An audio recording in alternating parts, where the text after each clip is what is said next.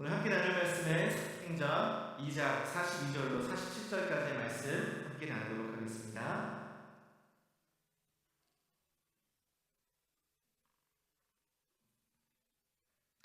사도행전 2장 42절로 47절까지의 말씀 함께 나누겠습니다. 제가 한 절, 여러분들이 한 절 나눠서 읽도록 하겠습니다. 그들이 사도의 가르침을 받아 서로 교제하고 떡을 떼며 오로지 기도하기를 힘쓰니라.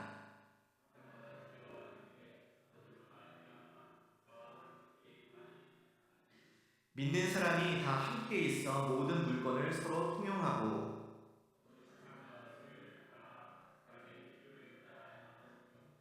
날마다 마음을 같이하여 성전에 모이기를 힘쓰고 집에서 떡을 떼며 기쁨과 순전한 마음으로 음식을 먹고. 다 같이 읽겠습니다. 하나님을 찬미하며 또 온 백성에게 칭송을 받으니 주께서 구원받는 사람을 날마다 더하게 하시니라. 아멘. 오늘 1월 한 달 동안 5주간 동안 사도행전에 나타난 초대교회의 모습을 통하여서 우리가 꿈꿔야 할 공동체의 비전을 세워가고 있습니다. 예배 공동체, 배움의 공동체, 사귐의 공동체, 그리고 지난주에 전하는 공동체에 대해서 나누었고 오늘 마지막으로 섬기는 공동체에서 나누고자 합니다. 이 5가지가 바로 우리 교회가 꿈꾸고 나아가는 또 세워가야 할 비전인 것입니다. 저는 우리 교회가 참되고 유일하신 그 하나님만을 예배하는 예배 공동체가 되기를 소망하고 또 사도들의 가르침이 대신된 이 성경을 배우는 공동체가 되기를 소망하며 예수 그리스도의 복음을 또 전하는 공동체, 또 성도 간에 서로 교제하는 사귐의 공동체, 그리고 마지막으로 오늘 우리의 이웃과 지역을 섬기는 공동체가 되기를 간절히 소망합니다. 이 비전들을 통해 저는 우리 교회가 참된 교회로서의 역할을 감당하면서 하나님이 기뻐하시는 공동체, 정말 성경적이고 건강한 공동체로 간절히 세워가기를 소망하는데 오늘 이 섬김과 구제, 봉사라는 띠을 가지고 말씀을 나누고자 합니다. 저는 3가지, 섬김이 무엇인지, 또 섬김은 왜 해야 하는지, 그리고 섬김은 어떻게 해야 하는지 이 3가지를 통해서 우리 안에 섬김의 마음이 샘솟기를 간절히 소망합니다. 첫 번째, 섬김이란 무엇일까요? 오늘 본문 44절부터 45절에 나오는 초대 공동체의 모습을 다시 한번 보겠습니다. 믿는 사람이 다 함께 있어 모든 물건을 서로 통용하고 또 재산과 소유를 팔아서 각 사람들에게 다 나누어주며 또 날마다 마음을 같이하여 성전에 모이기를 힘쓰고 집에서 떡을 떼며 기쁨과 순전한 마음으로 떡을 떼었다고 이야기하는 음식을 먹어요. 그들은 자신의 것들을 나누기 시작했어요. 필요에 따라서 각 사람들에게 나누어졌어요. 성전에 모이기를 힘썼지만 또한 그와 동시에 집에서 모이기도 힘썼습니다. 그 가운데는 이 공동체, 초대교회 공동체 가운데는 부유한 사람들도 있었을 것이고 또 가난한 사람들도 있었을 것입니다. 조금 더 많이 가진 사람들도 있었을 것이고 조금 적게 가진 사람들도 있었겠죠. 조금 더 집이 넓은 사람들도 있었을 것이고 집이 좁은 사람들도 있었을 것이고 그때에 그들 가운데 자신보다 더 어려운 사람들을 위하여서 또 자신보다 더 적게 가진 또 가난한 사람들을 위해 자신과 그 재산과 소유를 팔아서 각 사람의 필요에 따라서 나누어주는 자신의 집을 오픈하여서 음식을 대접하고 초대하는 그러한 섬김이 그들 가운데 있었다는 것을 우리는 볼 수 있습니다. 우리가 경험하고 우리가 알고 있는 이 세상의 법칙은 낮은 사람이 높은 사람을 또 힘이 센 사람이 또 약한 사람이 힘이 센 사람 그리고 작은 사람이 큰 사람을 섬기는 것입니다. 크고 강하고 높은 사람은 섬김을 받는 것이. 그런데 주님의 법칙은 높은 사람이 낮은 사람을, 강한 사람이 약한 사람, 그리고 큰 사람이 작은 사람을 섬기는 것입니다. 예수님 자신이 바로 그러한 삶을 보여주셨어요. 오늘 아까 전에 읽었던 말씀 다시 한번 읽겠습니다. 마태복음 20장 25절부터 28절의 말씀입니다. 예수께서 제자들을 불러다가 이르시되 이방인의 집권자들이 그들의 임의대로 주관하고 그 고관들이 그들에서 권세를 부리는 줄을 너희가 알거니와 너희 중에는 그렇지 않아야 하니 너희 중에 누구든지 크고자 하는 자는 너희를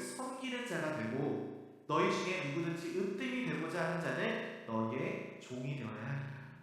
같이 28절 말씀 같이 읽겠습니다. 시작. 인자가 온 것은 섬김을 받으려 함이 아니라 도리어 섬기려 하고 자기 목숨을 많은 사람의 대속물로 주려 함이니라. 아멘. 여러분, 예수님이 이 땅에 오신 것은 섬김을 받으려 함이 아니었습니다. 예수님은 하나님이셨어요. 세상의 모든 만물을 창조하시고 보존하시고 다스리시는 그 하나님이셨고, 만왕의 왕 되시고 만유의 주 되신 분이 바로 그분이셨습니다. 그런데 그분이 인간의 몸을 입고 이 땅에 오셨는데 이 땅을 지배하고 군림하고 다스리는 그런 섬김을 받으려 함이 아니었다는 거죠. 여러분, 만약 그랬다면 그분은 말구유에서, 천하는 천한 말구유에서 태어나지 않으셨을 것이고 화려하고 멋진 왕궁에서 태어나셨겠죠. 나사렛이라는 거기 뭐 선한 것이 있냐 라고 그렇게 조롱받는, 그런 놀림받는 시골에서 자라나 어려서부터 아버지를 따라서 목수의 일을 하지 않았겠죠. 손 하나 까딱거리지 않고 사람들 부리면서 사셨겠죠. 휘황찬란한 궁궐에서 자기 하고 싶은 거 다 하고, 놀고 싶은 거 다 하고, 먹고 싶은 거 다 먹고, 그렇게 자고 싶을 때 자고, 그렇게 하셨겠죠. 그런데 하나님의 아들 그 예수 그리스도의 삶은 가난하고 슬픈 마음이 있는 자, 영혼의 아픔이 있는 자, 몸과 영혼이 병들어 사단의 권세 아래 억눌려 있는 자들을 밤낮으로 돌보며 그들을 섬기는 삶이었습니다.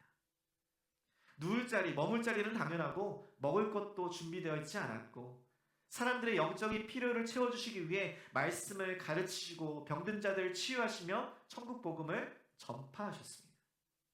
그런데 그 가운데 그들에게 어떠한 대가나 보상을 바라지 않으셨다는 거예요. 여러분, 이것이 바로 섬김입니다. 나보다 강한 사람, 나보다 높은 사람, 나보다 큰 사람을 섬기며 그로부터 어떤 대가나 보상을 바란다면 우리는 그것을 투자 또는 아부라고 이야기합니다. 그것을 섬김이라, 봉사라 이야기하지 않아요.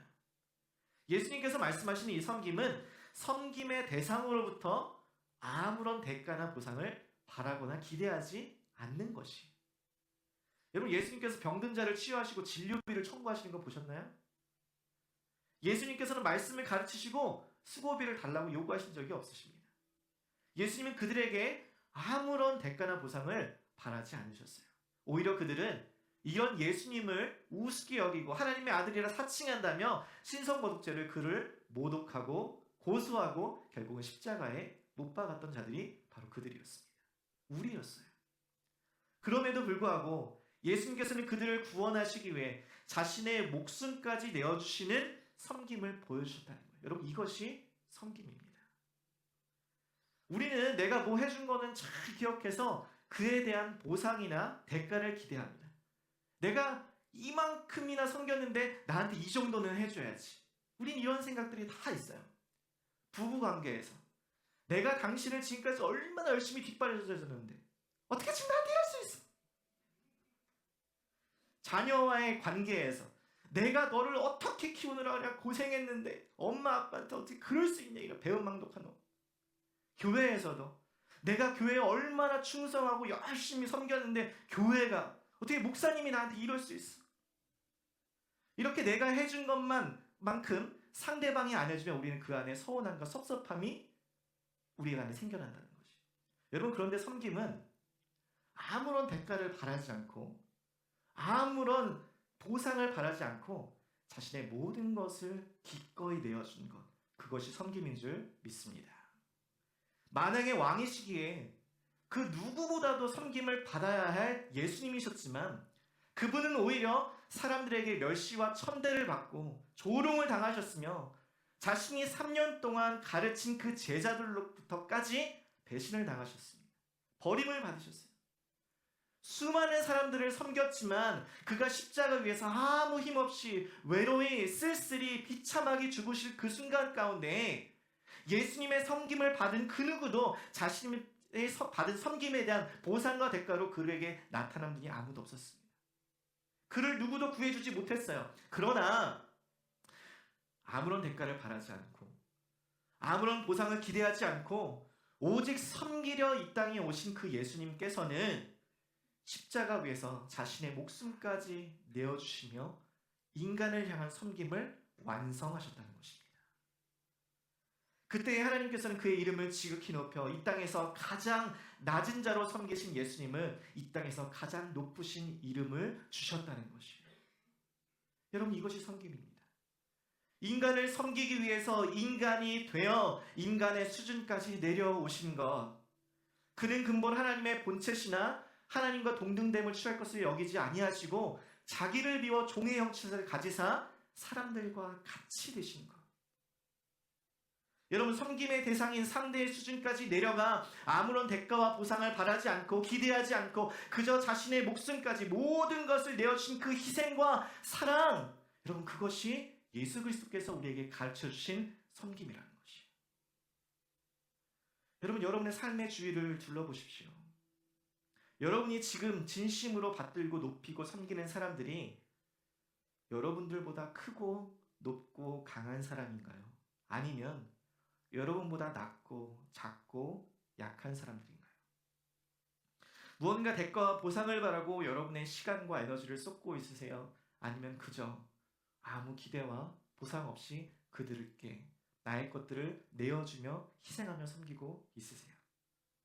저는 여러분의 그 섬김이 아무런 대가와 희생을 바라지 않는 참된 섬김, 상대방의 수준까지 내려가서 그들의 모습과 같이 되어서 그들과 함께하는 그 진정한 섬김이 저와 여러분의 삶 가운데, 가정 가운데, 우리 교회 가운데 있기를 간절히 소망합니다. 여러분의 가정 가운데, 남편과 아내, 부부 사이 가운데, 자녀들과의 관계 가운데 그렇게 우리의 이 섬김을 실천해 나가야 하는 것이, 가정에서 남편분들 여러분의 아내를 섬기십시오. 왜 남편분들 아멘이 없으세요? 이럴 때 큰 소리로 아멘을 해야 저녁에 맛있는 거 드실 수 있는 거 아니에요. 아멘, 아멘. 아니요, 제 아내는 저보다 강합니다. 저보다 힘도 요즘 더 세요. 이러지 마시고 다시 한번 남편분들 여러분의 아내를 섬기십시오. 아멘. 큰 소리. 김성식 집사님이 제일 큰 거 보니까 오늘 저녁에 맛있는 거 드실 줄 믿습니다. 아내분들도 여러분의 남편을 섬기십시오. 목소리. 이럴 때 큰 소리로 아멘해야 남편분들이 비상금을 이렇게 해서 큰 선물도 사주실 줄 믿습니다. 여러분, 아내분들도 남편들을 잘 섬기셔야 돼요. 제가 보니까 남편이 되고 아빠가 돼 보니까 알겠어요. 겉으로는 세상에서 가장 강하고 힘센 사람이 아빠고 남편인데 실상은 제일 힘없고 약한 사람이 아빠고 남편이에요. 별로 공감하지 않으시는데 여러분, 남편을 섬기시길 바랍니다. 그렇게 그 섬김의 훈련이 가정에서부터 시작되어서 여러분의 가정을 통해 그리스도의 섬김과 사랑이 흘러가기를 주님의 이름으로 간절히 축복합니다. 자, 그럼 여기서 우리의 질문은 이것입니다. 왜 섬겨야 할까요? 왜 아무런 대가 없이, 아무런 보상 없이 다른 사람들을 위해서 내 자신의 것들을 희생하며 내 물질을 희생해야 하는가, 이거예요. 아니, 가는 게 있으면 오고 가는 게 있어야지. 그게 세상의 이치인데 내가 아무것도 얻는 것 없이 뭐하러 내 것을 희생해서 다른 사람들의 필요를 채워주지? 내가 열심히 해서 돈 벌었는데 내가 왜 다른 사람을 위해서, 교회를 위해서 부제를 하고 헌금을 내야 하냐? 이게 이해가 되지 않는 것이죠. 아마도 아직 예수를 인격적으로 만나지 않으신 분들에게 이 섬김은 가장 이해가 되지 않는 부분일 거예요. 도대체 왜 섬겨야 할까요? 첫 번째, 우리는 우리 자신의 행복을 위해서 섬겨야 합니다. 신명기 10장 말씀해 보면 여호와께서 그가 택한 백성 이스라엘에게 요구하시는 것이 나오는데 10장 13절 보겠습니다. 신명기 10장 13절 말씀입니다. 같이 읽겠습니다. 시작. 내가 오늘 내 행복을 위하여 내게 명하는 여호와의 명령과 규례를 지킬 것이 아니냐. 너의 행복을 위하여 너에게 명하는 여호와의 명령과 규례를 지키라는 것이에요. 그 명령과 규례가 무엇이냐면 신명기 10장 후반부에 나오는데 10장 18절부터 19절의 말씀을 제가 읽어드리겠습니다. 고아와 과부를 위하여 정의를 행하시며 나그네를 사랑하여 그에게 떡과 옷을 주시나니 너희는 나그네를 사랑하라. 전에 너희도 애굽 땅에서 나그네 되었습니다. 고아와 과부를 위해 정의를 행하고 나그네를 사랑하여 그에게 떡과 옷을 주라는 거예요. 너희는 나그네를 사랑하라는 거예요. 왜냐하면 전에 너희도 애굽 땅에서 나그네 되었다. 그 시절을 기억하라는 것이. 너희도 애굽 땅에서 나그네 되어서 이러한 돌봄이 필요한 연약한 자들이었기 때문에 그래서 너희들도 그들을 돌보라는 거죠. 하나님께서 너희를 구원하여 건지셨으니 이제 너희도 너희 주변에 있는 이웃들을, 도움이 필요한 자들을, 연약한 자들을 섬기라는 것입니다. 왜요? 나의 행복을 위해서. 왜 그렇게 이 나그네를 사랑하는 명령과 규례를 지키라는 것이요? 너의 행복을 위해서. 하나님께서는 이것이 바로 너희를 위한 것이다 라고 이야기합니다. 고아와 과부를 돌보고 나그네에게 떡과 옷을 주는 것. 여러분, 이게 쉬는 일이에요? 많은 힘과 에너지가 들어가는 일이에요. 수고가 드는. 그런데 왜 하라는 거예요?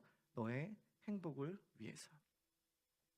여러분, 이 말씀이 잘 이해가 안 되실 수 있는데 한번 해보시면, 이 말씀에 순종해 보시면 이 섬김으로부터 오는 행복이 얼마나 큰지를 깨달으실 수 있을 거예요. 지난 12월에 루이빌의 일자리를 얻어서 한국에서 바로 온 청년들이 있습니다. 저기 앉아있는 종민 형제랑 승희 형제. 한국에서 루이빌에 온 지 이틀 만에 저랑 이제 연락이 닿아서 오자마자 이제 차를 구하고 또 집을 얻는데, 이런 과정이 참 쉽지 않잖아요. 오자마자 뭐 신분 증명이 안 되니까, 크레딧이 조회가 안 되니까 그냥 달랑진 국제 면허증 하나 가져가는데 차를 어떻게 살 수 있겠어요? 그러니까 처음이니까 뭐든지 다 어렵죠. 그래서 우리 청년부 담당이신 우리 정상현 도사님과 같이 가서 이런저런 얘기도 해주고 이제 밥도 사주고, 원래 미국 땅에 도착했을 때 처음 만나는 사람이 제일 중요한데 그 사람은 좋은 사람을 만나야 된다. 그 사람이 바로 우리다. 믿는지 안 믿는지 잘 모르겠지만 그 사람이 바로 우리다. 청년들 속으로 이상한데 이렇게 생각했겠죠. 어쨌든 그러다가 온 지 얼마 안 돼서 시차 적응도 안 되는데 막 여기저기 돌아다니면서 막 알아보니까 몸살 감기에 또 걸렸다는 거예요. 이럴 땐 어떻게 해야 돼요? 한국 음식 먹어야죠. 그래서 아내한테 음식 준비해갖고 제육볶음이랑 뭐 여러 가지 도시락을 사갖고 이제 갖다 줬어요. 그러니까 왜 그렇게 할까요? 모든 것이 처음이니까 얼마나 힘들겠어요. 아무도 아는 사람도 없고 누구 의지할 사람도 없고, 좋은 사람이라고 얘기했는데 저 사람이 진짜 좋은 사람인지 아닌지 모르잖아요, 아직. 저도 제가 처음 미국 왔을 때, 루이빌에 이거 처음 도착했을 때 전에 여기서 사역하셨던 박철 목사님이 저 공항 라이드를 해주셨어요. 그리고 당시 한인 핵상의 학생회 회장이셨던 한박래 목사님, 여기 계셨던, 저녁에 찾아오셔서 저를 도와주시고, 그분들에 대한 고마움이 지금 15년이 지난 지금도 아직도 여전히 잊혀지지 않습니다. 처음 도와주셨던 분들. 오자마자 모든 게 낯설어서 막 어리버리하고 있을 때 찾아와서 막 도와주시고 섬겨주셨던 그때 나그네였던 지난 날에 생각해 보니까 루이빌에 처음 온 청년들이 뭐 다른 남의 일 같지가 않은 거예요. 남의 일 같지. 그래서 청년들을 도와주고 섬기다 보니까 제가 막 많이 해주지도 않았는데 청년들이 또 착해가지고, 목사님 너무 고맙다고, 이 은혜를 어떻게 갚냐고. 안 갚아도 돼. 근데 그 청년 비행기 조종했다고 그랬지? 나중에 비행기 한번 운전하면 나 한번 태워줘. 그때 자기가 태워주겠대. 제가 근데 승희 형제한테 비행기 타고 싶어서 제가 도와줬겠어요? 딱 보니까 마스크도 보고 키도 크고 멋지면 비행기 운전할 것 같다. 이렇게 해서 제가 생각해서 도와줬겠어요? 아무 바라고 기대는 것은 하나도 없었어요. 전에 내가 도움을 받았던 것처럼 내가 누군가를 도와줄 수 있는 것 그 자체가 감사한 거예요. 감사한 거예요. 전에 누군가의 도움을 받았던 내가 이제는 누군가를 도와줄 수 있다는 것 자체가 감사한 거고, 그게 저의 큰 행복이 되는 것이에요. 저는 이곳에 모인 여러분들이 다른 사람들을 섬길 때 경험할 수 있는 이 행복을, 참된 행복을 누리시기를 간절히 소망합니다. 며칠 전에도 저희 교회 우리 김정자 성도님이 몇 주 전부터 이제 식도를 수술하시고 신전도에 이제 무리가 있으셔갖고 수술 2번이나 하셨어요. 그래서 퇴원하셔서 지금 이제 집에 계신데 식욕도 없고, 그래서 국물이 이제 드시고 싶은데 이제 한국 음식, 남편분 이제 막 웨이드 분이 한국 음식을 할 수는 없으니까, 그래서 제가 이제 리식당에 가서 우리 집사님한테 교회 성도님 아프신데 음식 좀 투고해서 이제 계산 좀 해달라고 하니까, 우리 교회 성도님인데 제가 잘 알지는 못하지만 섬겨주시다 음식을 한 사발 사주시는 거예요. 얼마나 감사해요. 저의 기쁨이라고. 내가 잘 알지 못하지만 우리 교회 성도님 섬길 수 있음이 기쁨이라고, 감사라고 하는. 자, 하나님한테 참 감사했어요. 그 마음을 주신 것에 대해서. 비록 내 시간, 내 물질, 내 에너지는 소비되지만 그것이 전혀 힘듦이 되지 않는 거예요. 어려움이 부담이 되지 않는 거예요. 오히려 내가 그 안에서 내가 도울 수 있어서, 내가 그 안에서 섬길 수 있어서 기쁨이 되는 그 행복이 우리 안에 넘쳐나는 것이에요. 저는 우리 공동체가 이러한 섬김의 행복을 경험하게 되기를 간절히 소망합니다. 그런가 하면 두 번째, 왜 섬겨야 할까요? 그것은 바로 이웃 섬기는 것이 바로 하나님을 섬기는 것이기 때문입니다. 제가 전에 금요일 이재일 월십에서 예수님께 배우는 기도, 주기도문을 강해할 때에 하늘에 계신 우리 아버지를 강조하면서 기도를 통해 하나님과의 수직적인 관계를 쌓음과 동시에 이웃과의 수평적인 관계도 쌓아야 한다라고 강조했습니다. 어느 율법 선생이 예수님께 와서 율법서에 기록된 613개의 수많은 율법 중에 어떤 것이 가장 중요합니까? 라고 했을 때에 예수님께서 이렇게 대답하십니다. 내 마음을 다하고 목숨을 다하고 뜻을 다하여 주 너의 하나님을 사랑하라 하셨으니 이것이 크고 첫째 되는 계명이요 둘째도 그와 같으니 내 이웃을 내 몸과 같이 사랑하라 하셨습니다. 이것이 두 계명이 온 율법과 선지자의 강령이라고 말씀하십니다. 여기서 이 둘째 계명도 이와 같으니라고 하는데, 이 이와 같으니는 다음과 같다라고 부연 설명을 해주는 것이 아니라 이 둘째 계명도 첫째 계명과 같이 동일하게 중요하다라는 것이에요. 하나님을 사랑하는 것처럼 이웃을 사랑하는 것이 중요하고 동일하다라는 것이에요. 하나님을 사랑하는 사람이 이웃을 사랑할 수 있는 것이고, 이웃을 사랑하는이 바로 하나님을 사랑함을 증명하는 것이에요. 그 둘은 뗄래야 뗄 수 없는 동전의 양면 같은 것이에요. 그래서 마태복음 25장 40절에 보면 내가 진실로 너희에게 이르노니 너희가 여기 내 형제 중에 지극히 작은 자 하나에게 한 것이 곧 내게 한 것이다 라고 이야기하십니다. 지극히 작은 자에게 한 것이 곧 예수님 자신에게 한 것이다. 또 마태복음 10장에도 보면 제자들을 영접한 자는 곧 예수님 자신을 영접한 것과 마찬가지라고 이야기하며 예수님을 영접한 자는 나의 아버지 되시는 하나님을 영접한 것이다 라고 이야기하십니다. 지극히 작은 자에게 냉수 한 그릇이라도 주는 자는 하나님께 상을 받게 된대요. 왜요? 그것이 바로 곧 나에게 한 것이기 때문에. 여러분, 예수님은 항상 가난한 자, 소외된 자, 병든 자, 약한 자, 도움이 필요한 자들과 함께 하셨습니다. 그들의 예수님의 눈은 그들을 바라보고 있으셨고, 예수님의 귀는 그들의 신음소리와 아픔을 듣고 계셨고, 예수님의 발들은 그들을 향해 가고 있으셨어요. 언제나 항상. 예수님은 그들을 긍휼히 여기시며 그들을 자신과 동일히 여기셨다는 거예요. 여러분, 예수님을 사랑한다고 고백하세요. 여러분, 그렇다면 교회 와서 예수님 사랑한다고 입술로만 고백하지 마시고 여러분의 삶으로, 여러분의 섬김으로 그들에게 나아가, 그들의 도움이 필요한 자들에게 나아가 그들의 필요를 채워주며 그들을 공급하며 각 사람에게 필요한 대로 나누어주며 여러분의 사랑을, 하나님에 대한 여러분의 사랑을 증명하시기를 주님의 이름으로 간절히 축복합니다. 자, 그렇다면 다시 한번 왜 섬겨야 한다고요? 섬김은 내 자신의 행복을 위해서, 그리고 하나님의 사랑이 곧 이웃 사랑이라는 것을 때문에 우리는 섬겨야 한다는 것이요. 자, 그렇다면 우리는 어떻게 섬겨야 할까요? 제가 네 가지를 제안하려고 하는데, 첫 번째 키, 열쇠는 지속적인 섬김입니다. 지속적인 섬김. 다시 한번 사도행전 말씀에 돌아가 보면 45절 말씀에 그들이 재산과 소유를 팔아 각 사람의 필요에 따라서 채워줬다고 이야기합니다. 여기서 이 팔다라는 동사는 계속되는 행동을 나타내는 미완료 동사입니다. 그러니까 자신의 재산과 소유를 교회 앞에 내어놓고 다른 사람들에게 나누어주는 이 행동, 이 초대교회 성도들의 행동은 단 한 번 단회적으로 일어난 행동이 아니라 계속되었던, 많은 사람들을 위해서 계속되는 지속적인 행동이었다는 것이에요. 성도들의 나눔이 각자의 믿음과 형편에 따라서 계속적으로, 지속적으로 일어났다는 것이에요. 여러분, 우리 교회가 이번에 한 성도님의 지정헌금, 장학금 지정헌금과 교회 구정금을 통하여서 우리 두 분 목사님의 선발하여서 후원을 하게 되었는데, 이번에는 2명이지만 이것이 단회적으로 끝나는 것이 아니라 앞으로 우리가 더 구제헌금과 또 지정헌금을 통하여서 3명, 4명 더 많은 사람들을 지속적으로 섬기기를 소망합니다. 아멘이세요? 우리가 그렇게 지속적으로 섬겨나요. 이게 얼마나 귀한 일이에요. 두 번째, 섬김의 키는 자발적인 섬김입니다. 초대교회의 섬김의 모습은 바로 자발적인 섬김이었어요. 사도들이 성도들을 다 모아놓고 너네 가지고 있는 거 다 팔아서 가지고 와. 너네 있는 거 빨리 다 나눠줘. 강요하면서 협박하면서 강제로 그들에게 섬김을 요구하지 않았습니다. 그러나 초대교회 성도들은 자발적으로 자신의 재산을 팔아서 그 소유를 나눠주었다는 것을 우리는 볼 수 있습니다. 자신의 것들을 희생했는데 그들 안에 기쁨과 감사가 있었다는 것이에요.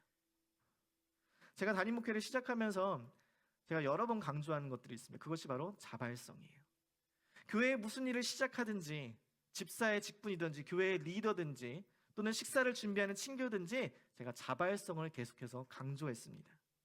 하나님을 향한 사랑으로 인해 그 자발적인 동기로 여러분이 주님의 몸된 교회를 섬기지 않으면 그 섬김이 오히려 부담이 되고 그로 인해서 신앙의 어려움을 겪고 있는 경우를 많이 보기 때문이에요.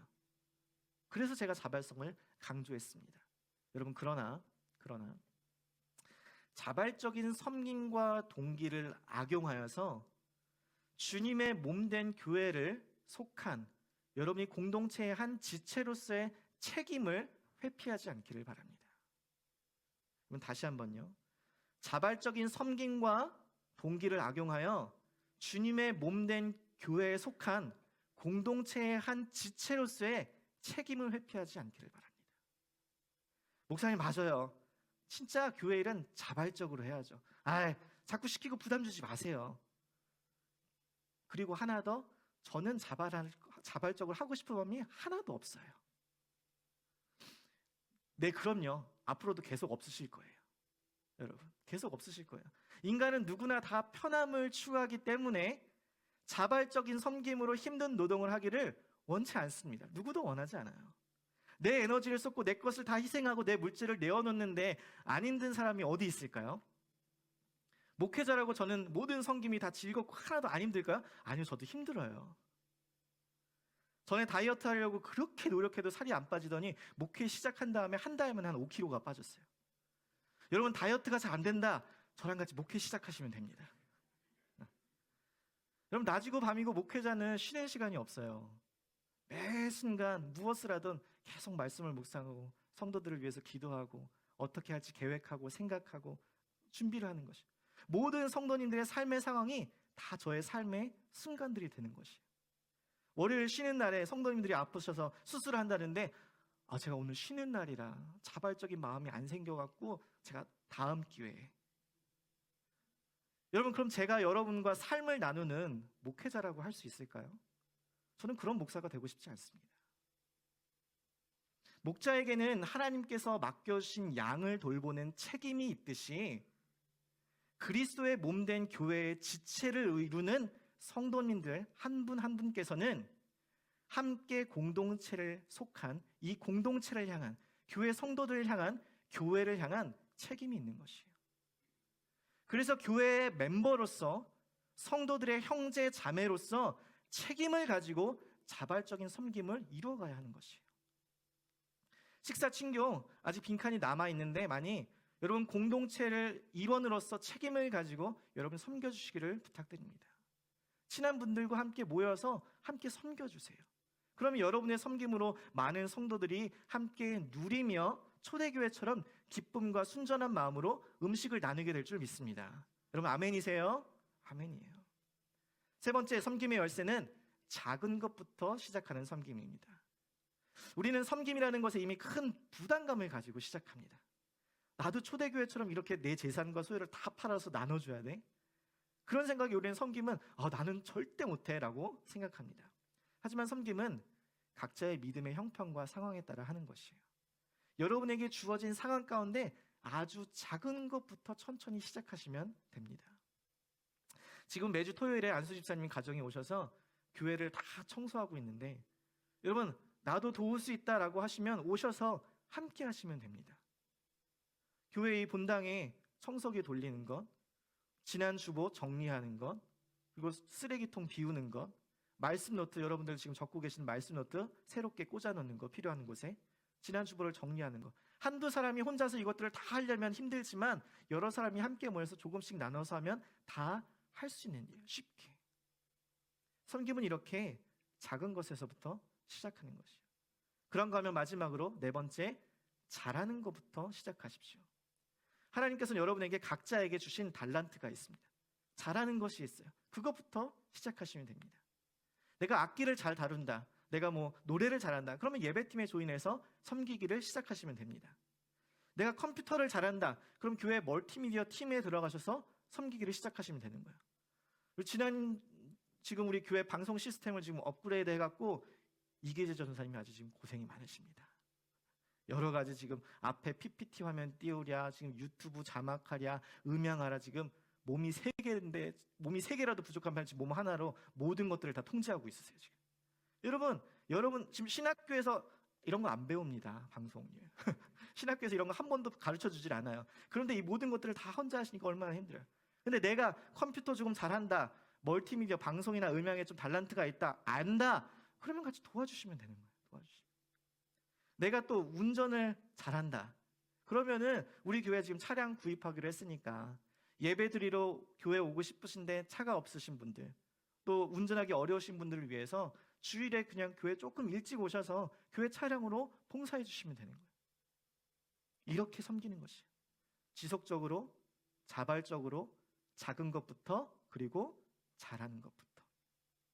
사랑하는 성도 여러분, 이러한 섬김이 우리 가운데 있어서 우리 교회 공동체가 섬기는 공동체가 되기를 주님의 이름으로 축복합니다.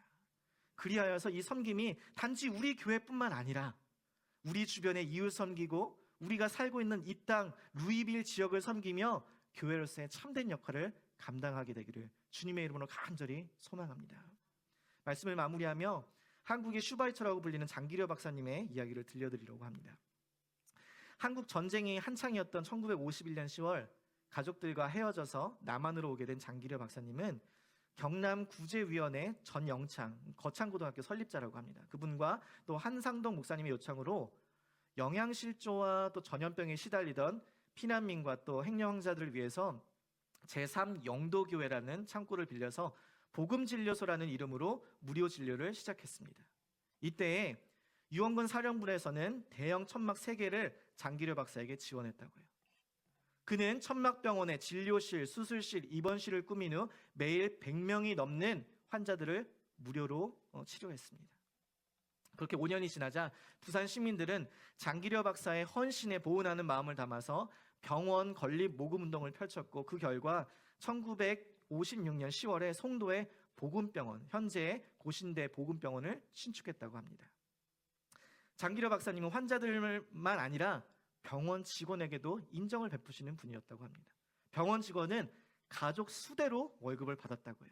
그래서 이 가족이 10명인 앰뷸런스 기사의 월급이 가장 많았고, 이 박사님과 둘이 사는 아들과 둘이 사는 장기려 이 병원장의 월급이 가장 적은 편이었더라고요.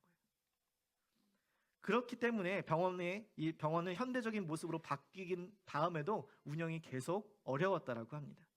장기려 박사님도 계속 어렵게 생활했다고요. 원장이나 학장으로서의 수입보다 가불이 더 많았다고 합니다. 왜 그랬을까요? 그의 명성을 듣고 전국에서 가난한 환자들이, 다른 곳에서 치료가 불가능한 환자들이 다 이곳으로 몰려왔다라는 것이죠.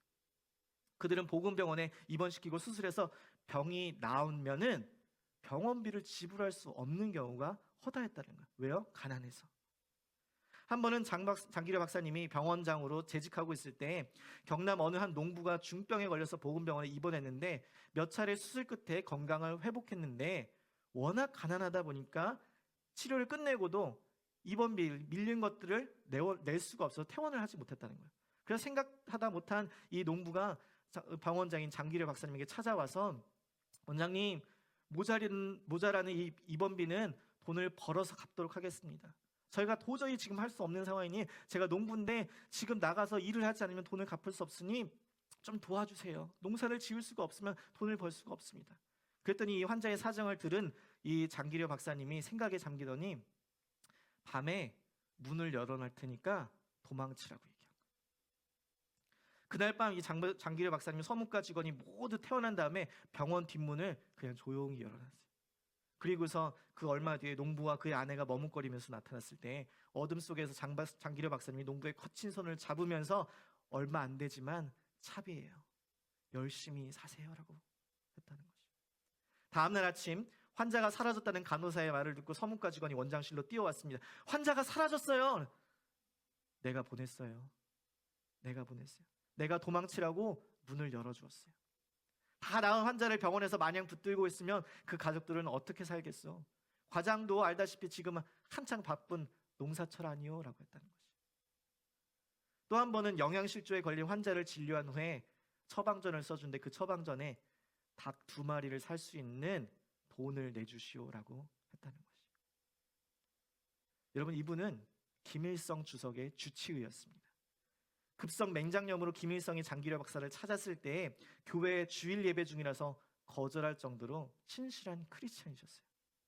돈이 없어서 의사의 진료를 받지 못하는 가난한 사람을 돕는 의사가 되겠다라고 평생 동안 하나님께 서원한 것을 지키며 사신 분이셨어요.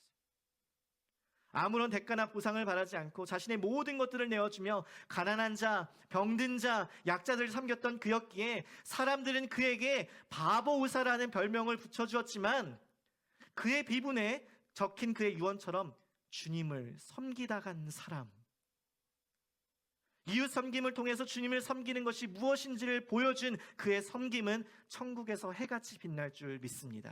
아멘. 여러분, 여러분의 삶의 자리에서 하나님께서 요구하시는 섬김의 부분은 어디입니까? 누구를 섬기라고 말씀하세요? 무엇을 섬기라고 말씀하세요? 여러분, 슬픈 마음이 있는 자, 몸과 영혼이 병든 자, 가난한 자, 억울한 자, 하나님의 마음은 늘 그들에게 향해 있는데 여러분의 마음은 그들에게 향해 있으세요? 하나님의 시선은 늘 그들에게 향해 있는데 여러분의 시선도 그들을 향해 있으세요?